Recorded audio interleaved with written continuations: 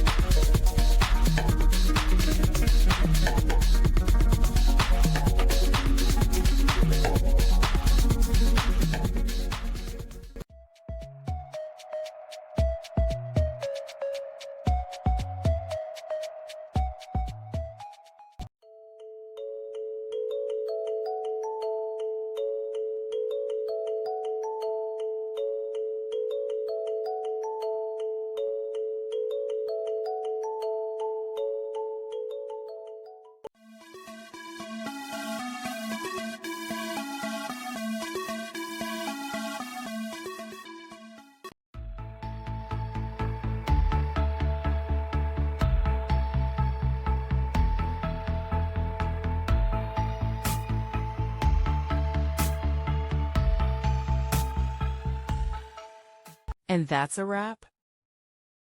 I hope you found the answer you were looking for. If you did, take a second to hit that subscribe button. It really helps out. And let me know in the comments which solution worked best for you. See you next time in the debug zone.